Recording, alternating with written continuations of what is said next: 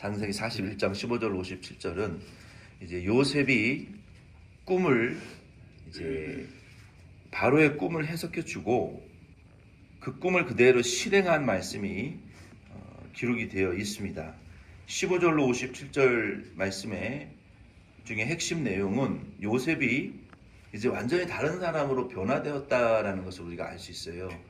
바로가 그 술관원장의 말을 듣고 2년 전에 네가 술관원장의 꿈을 해석을 했는데 3일 만에 떡관원장은 매어 달려 죽었지만 술관원장은 복직이 되어서 왕에게 다시 술을 따라주는 그 컵베어러, 그 술관원장의 직분이 복직되었다. 이게 복직된다는 것은 참 명예가 이제 회복되어지는 그런 과정이잖아요.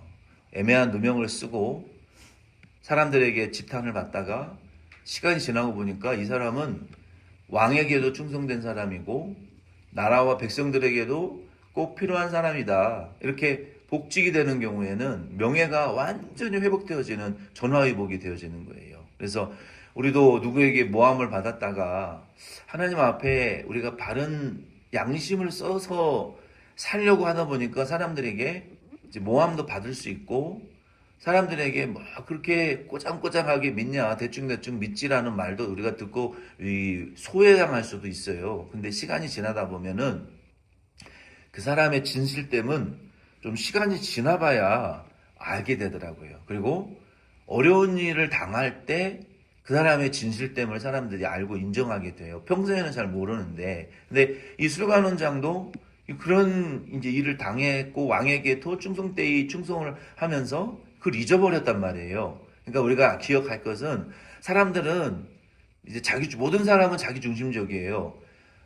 잊어버려요. 내가 다급하고 도움이 필요할 때는 도움의 손을 내밀고 도와주면 고마워도 하고 그냥 정말 간이라도 빼줄 것처럼 이렇게 뭐 칭찬해주고 그렇지만요. 내가 편해지면 그 어려웠을 때의 일을 잊어버리는 게 사람이 지극히 정상이에요. 그러니까 어려웠을 때 내가 어떻게 도와줬는데 내가 이렇게 어려운데 너는 나를 모른 척 할 수 있느냐?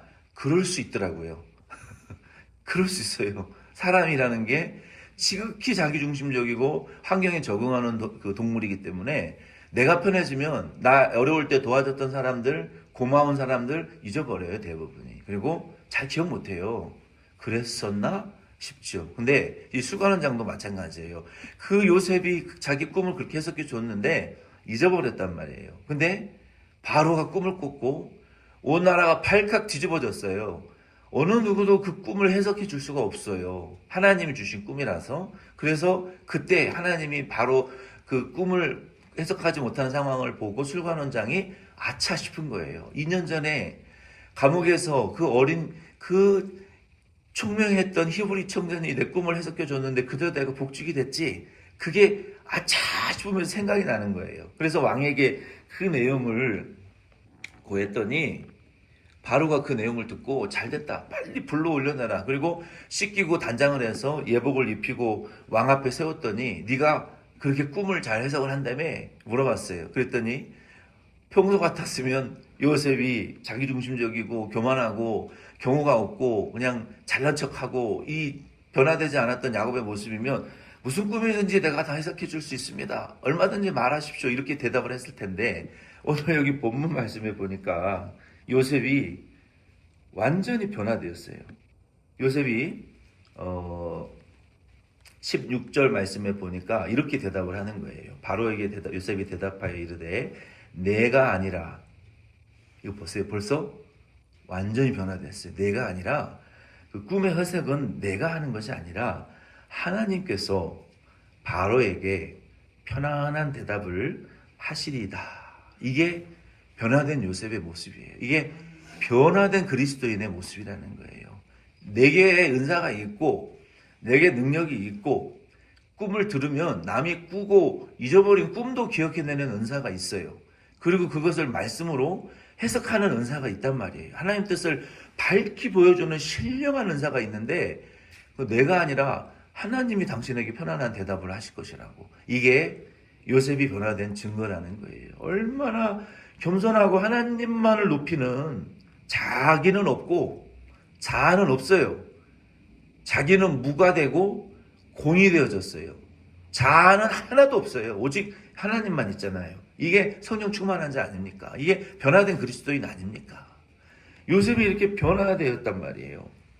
하나님이 편안한 답을 주실 것입니다. 두려워하지 마십시오. 라고 하나님의 뜻을 알려주었다라고 여기 28절에도 그렇게 평가를 하고 있어요. 28절에도 보면은 내가 바로에게 이르기를 하나님이 그가 하실 일을 바로에게 보이신다 함이 이것이라. 그러니까 하나님의 성령이 요셉에게도 계시하여 주시기를 너 바로의 꿈을 해석해 주되 하나님의 하실 일만을 가르쳐 주라. 그러니까 하나님이 요셉에게 가르쳐 주시는 거예요. 네가 해석은 하지만 네 입을 빌어서 지혜를 빌어서 해석은 하지만 너는 하나님이 행하실 일만 바로에게 가르쳐 주라고 하시네요. 이 전달자 메신저의 역할을 지금 바로가 요셉이 하나님의 계시를 받아서 하나님이 당신의 뜻만 가르쳐 주라고 하시네요. 이게 하나님의 뜻을 알려주는 변화받은 요셉의 모습이라는 거예요. 내가 내 꿈을 말할 테니 들어라 이렇게 교만한 모습이 아니라 하나님이 가라사대 하나님의 뜻만 말하라고 하시네요. 이게 변화된 요셉의 모습이라는 거예요. 그렇게 바로에게 하나님의 뜻을 요셉이 알려주고 해석해 주었어요. 이것이 대부분의 정통 신학자들이 그래서 이 요셉은 장차 우리에게 하나님의 나라의 그 비밀과 구원을 가져오셔서 우리에게 그것을 계시해 주실 메시아 예수 그리스도를 상징하는 요셉이다라고 우리에게 해석을 하고 있어요. 그래서 우리가 요셉을 통해서 바라봐야 될 분은 누구냐면 우리의 구주 예수가 하늘나라에서 우리에게 하나님 나라의 구원의 기쁜 소식을 복된 소식을 우리에게 와서 전해주시는 분이 예수구나. 이것이 복음이고 이 계시라는 것을 하나님 나라의 복음이라는 것을 예수 예언자로 오실 예수 그리고 왕과 그리스도로 오실 예수를 상징하는 인물이 바로 요셉이다라고 모든 신학자들이 해석을 하는 거예요. 애굽의 총리로 임명이 되었던 이 요셉은요, 주변 애굽의 나라뿐만 아니라 애굽의 주변 모든 국가를 기근으로부터 구원했어요. 시편 72편 16절이나 이사야 11장 2절 말씀에 보면은 그래서 그 요셉으로 말미암아 모든 나라와 백성들이 구원을 받았던 것처럼 오늘날도 모든 구주 우리의 구원자는 예수예요. 예수. 그래서 요셉을 통해서 한 나라와 백성과 주변 모든 나라들이 구원을 받았도록 미리 구주로 보내주셨잖아요. 그래서 그 요셉이 상징하는 바는 구주 예수께서 우리 인류를 죄에서 마귀에서 구원해 주실 그 구주 예수 그리스도를 상징하게 되는 거예요. 그래서 빌립보서 2장 10절 말씀이나 창세기 41장 여기 43절 말씀에도 보면은 자기에게 있는 버금 수레에 그를 태우고 무리가 그의 앞에 소리를 지르기를 엎드리라 하더라. 바로가 그에게 애굽 전국을 총리로 다스리게 하였더라 그랬잖아요. 여기 보면은 요셉 앞에 큰 마차를 황금 마차에 태워가지고 모든 사람 앞에 바로의 그 인장 반지 지금으로 말하면 핵미사일 버튼 같은 거를 요셉에게 주면서 두 번째 리더인 거예요. 이렇게 애굽에. 그리고 대통령 경호 그 방탄 차량에 태워가지고 다 절해라 엎드려라. 모든 무릎이 무릎 꿇게 하고 모든 입이 나의 주여라고 시인하게. 빌립보서 2장 10절 말씀에 있는 것처럼 하나님이 당신의 아들 예수 그리스도가 스스로 낮아지셔서 성육신하시고 자녀들을 위하여 십자가에 못 박혀 죽으시기까지 순종하시는 모습을 보고 그를 높여 어떻게 하셨다 그랬어요? 모든 무릎이 예수 앞에 꿇게 하시고 모든 입이 예수를 나의 주님으로 시인하게 높이셨다 하신 것처럼 결국은 요셉을 통해서 우리에게 보여주시고 투사하시는 분은 누구냐? 예수 그리스도를 우리에게 보여주시는 거예요. 우리의 구주 모든 입이 주여 시인할 수밖에 없고 모든 무릎이 꿇을 수밖에 없는 우리의 구주 하나님의 아들 예수를 상징하는 인물로 해석되어질 수밖에 없는 거예요. 바로가 볼 때에 요셉은 하나님의 영에 감동된 정말 지혜와 명철이 충만한 사람이었어요. 그리고 그 히브리 청년을 볼 때 놓치고 싶지 않은 인재였던 거예요. 그래서 그 요셉에게 바로가 사브낫 바네아라는 이름을 줬어요. 뭡니까? 하나님이 말씀하시니 그가 살았다, 이런 뜻이에요. 사브낫 바네아. 바로가 준 이름이 사브낫 바네아. 하나님이 말씀하시니 그가 살아났다. 그가 하나님의 주신 꿈으로, 말씀으로 감옥에서 살아났잖아요. 예수가 죽으면서 부활하신 것처럼 감옥에서 하루아침에 살아 올라왔단 말이에요. 그리고 비밀의 계시자, 생명의 풍성함, 이런 뜻이라는 거예요. 하나님의 비밀로 꿈을 해석해 줄 수 있는 사람, 그리고 그 안에 영생이 있는 것과 같이 하나님의 성령이 있으니까 풍성한 생명을 소유한 사람이다. 사브낫 바네아라는 이름을 주고, 그리고 보디베라, 그 애굽의 태양신을 섬겼거든요. 애굽은 보디베라라는 태양신 제사장의 딸을 요셉에게 준 거예요. 근데 이후에 보니까 그 보디베라의 딸이 요셉과 함께 하나님을 온 나라가 찬양한 모습을 성경은 기록하고 있거든요. 그러니까 요셉에 의해서 전도되었을 것이고 하나님을 믿는 백성으로 거듭난 것 같아요.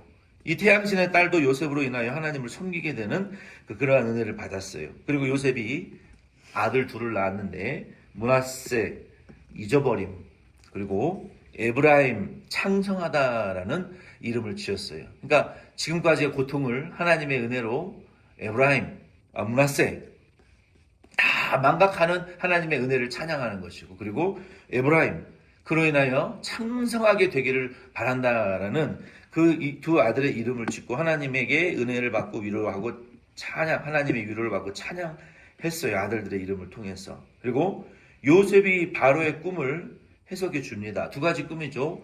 나일강에서 올라온 살찌고 튼튼한 암소, 뒤따라온 마르고 흉측한 암소가 살찐 암소를 잡아먹고도 배가 고파서 으르렁거리는, 한 줄기에서 살찌고 통통한 이삭이 나왔는데 뒤따라 나온 메마른 이삭이 그 살찐 이삭을 다 잡아먹고도 그 굶주림이 채워지지 않는, 그러니까 충만한 풍성한 추수 뒤에 오는 그것을 기억할 수도 없는 흉년이 올 것이다 라는, 7년 동안 풍년이 오고 7년이 이어서 흉년이 오는데 앞에 있는 흉년이 기억될 수도 없을 만큼의 무서운 흉년이 오게 될 것이다.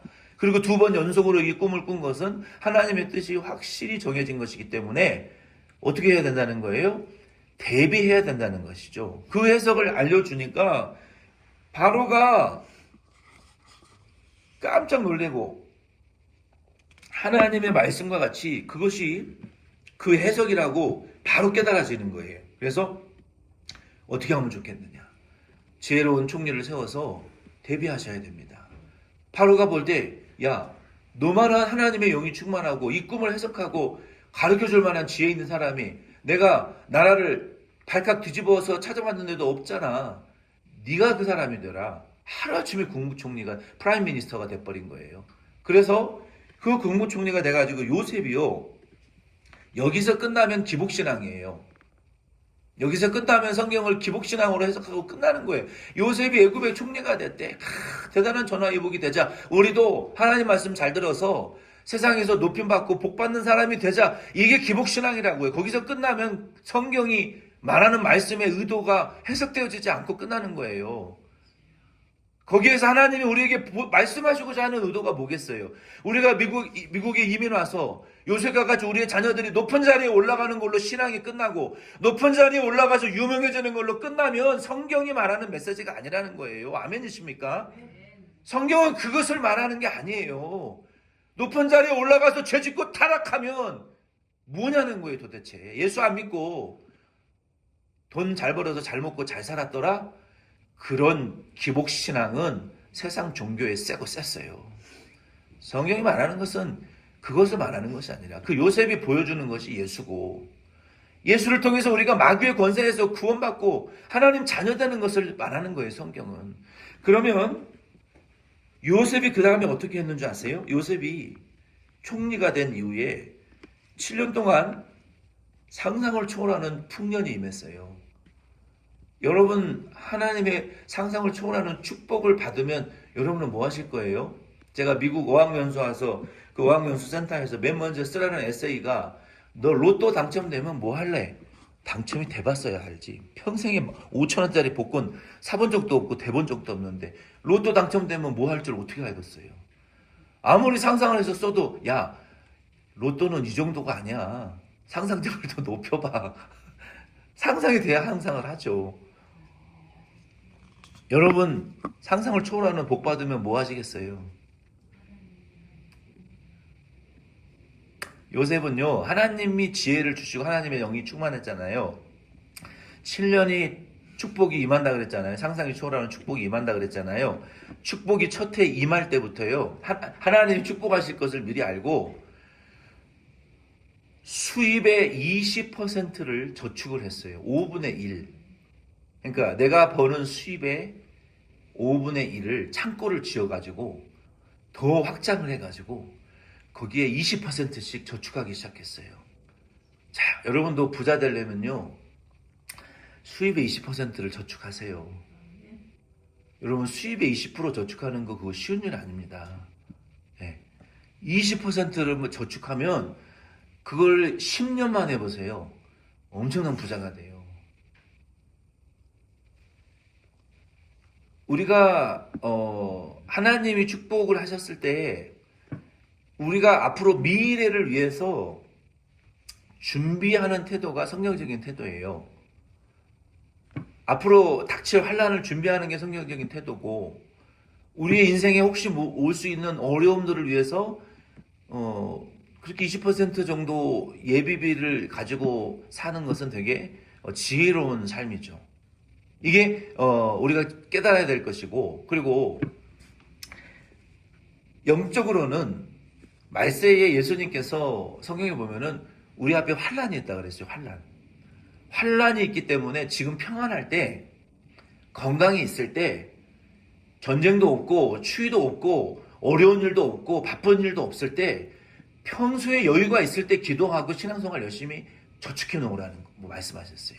그래서 우리는 지금 여유가 있고 젊을 때 신앙생활에 이 저금 통장에 저축을 해 놓듯이 기도도 저축을 해야 되고 말씀 듣는 것도 저축을 해놔야 되고 예배 드리는 것도 저축하는 것이고 앞으로 있을 환난을 대비해서 신앙생활에 이 세이빙 어카운트에 저축을 해 놓는 거예요. 물질도 마찬가지예요. 그렇게 저축해 놔야 어려움이 올 때 대비할 수가 있는 거예요. 그래서 우리가 이러한 영적인 깨달음을 이 말씀을 통해서 좀 우리가 은혜를 받으실 수 있기를 바랍니다. 왜냐하면 성경에 보면은 말세에 임할 환난은요 택한 자도 어느 정도 받아야 된다라고 말씀하셨어요. 성경에 보면은 말세에 7년간의 환난이 있을 것이다라고 성경은 말하고 있어요. 그리고 그 7년을 반으로 나누어서 3년 반 정도의 환난은 성도들도 받아야 되고 그리고 후 3년 반의 환난이 임하기 전에 중간에 조용한 시기가 있을 것이다 라고 성경은 말하고 있어요.